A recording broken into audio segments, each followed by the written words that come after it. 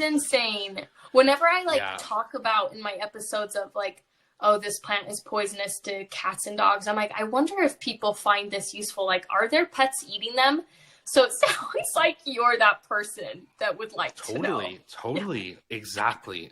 And he's never gotten like, knock on wood, but I don't have any plants in his like. I do actually have. I've grown some catnip, and I put some catnip Fun. by their by their water dish.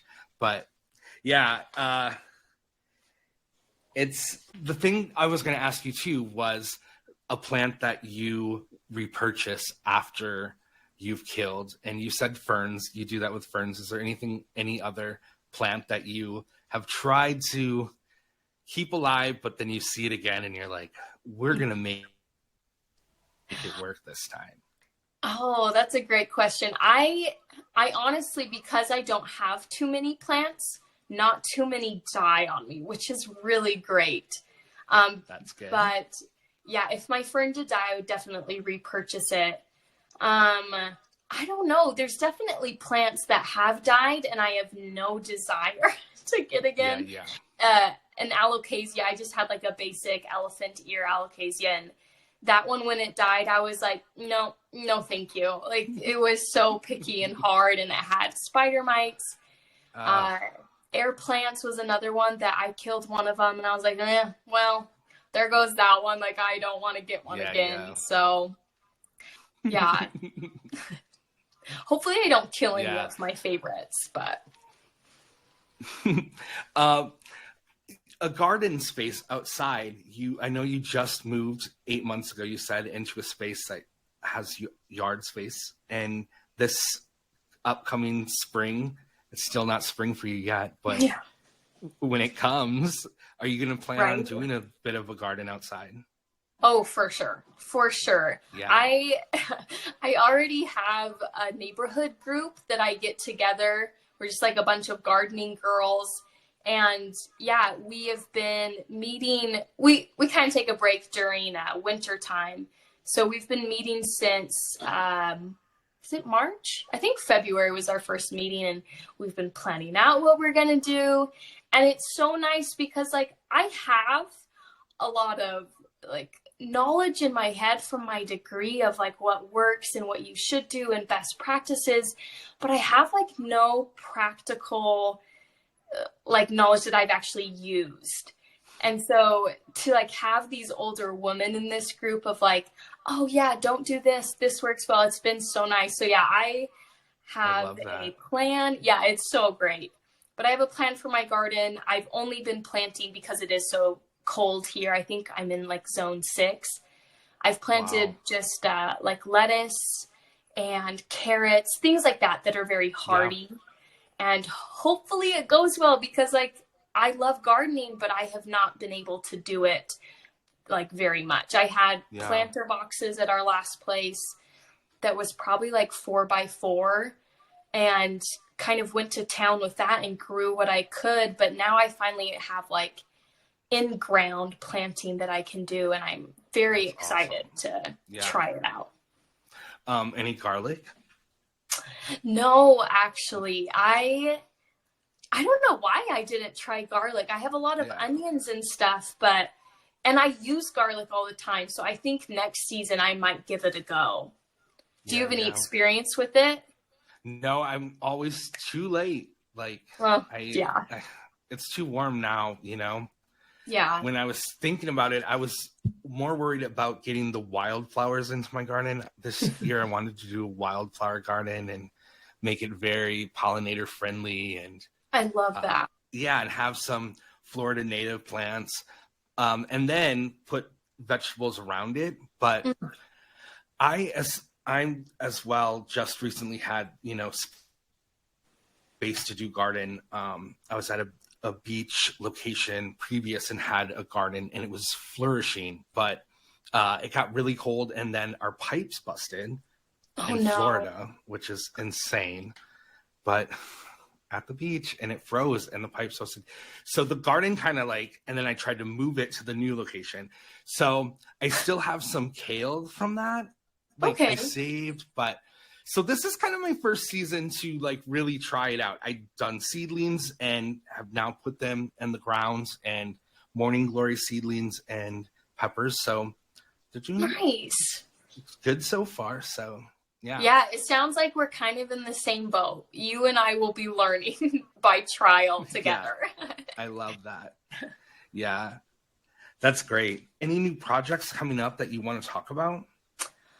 Ooh, that's a great question as well. As far as new projects, I feel like there are like a few things that could happen that I can't talk about quite yet, but okay. Yeah, I know. That's really insightful. I love it. It's so interesting to me because I feel like I'm in the podcasting world in the plant space, but I'm also not, because I feel like so much of my time and effort goes into my family. And so I am just kind of cruising along and like you're doing a good job. You're doing a good job cruising along. I love like the whole new, I mean, I don't know if it's new, but I feel like it's new. I've probably been following, you for a year now, but the comedy aspects of your reels, like I love.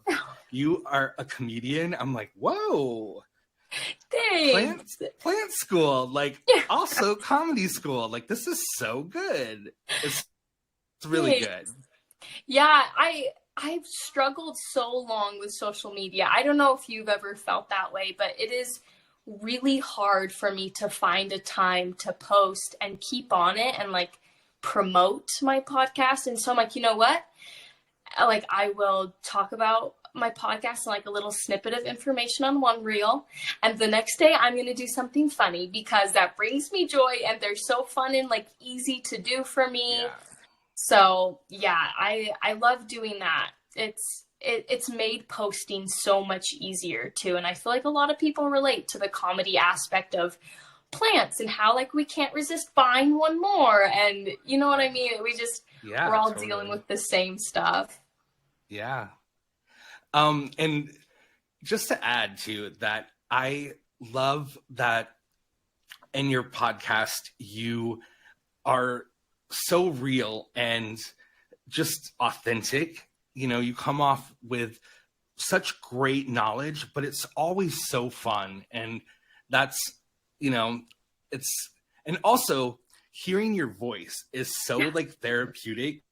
I read that on a comment recently and I was like, yeah, like first thing in the morning, like, oh gosh, I got a 45-minute drive and like turn that on and I'm just like, yeah, the sun's shining. It's a good start to a day. It's very, I can't say enough about your podcast. It's, Thank you.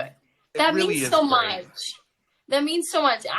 I appreciate people like you because there are like certain listeners that will always pop in, and I feel like you have always been one of those. And now like I know you. Like I have known you for a while because you're commenting or you're saying things, and it's been so fun to like keep up with what you're doing. But yeah, I've heard that a lot too, of that my voice is therapeutic. I'm like, I hope that's a good thing. I don't know. Yeah. You could work for audio, There we go. Yeah. Sign me up to be a voice actor. Exactly. Thank you so much for reaching out, Wade. This was like such a joy to talk with you, get to know you a little better. And yeah, I really appreciate it. Thanks. I'll talk to you later, my love. Okay. Bye. See you, Wade.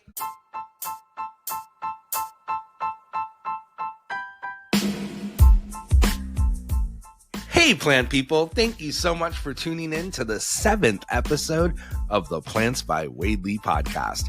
It was an honor and a joy to talk with Rachel from the Plant School podcast. Make sure to check out her YouTube videos, follow on Instagram, and definitely check out the podcast. It is lovely. Next week on episode 8, we're going to be joined with Felicia of Possibly About Plants. She is a plant content creator and beloved by the plant community. We had fun chatting. You don't want to miss that. Be kind to yourself and others. And I'm talking to you. Yes, you. If you want that plant, buy that plant. Bye.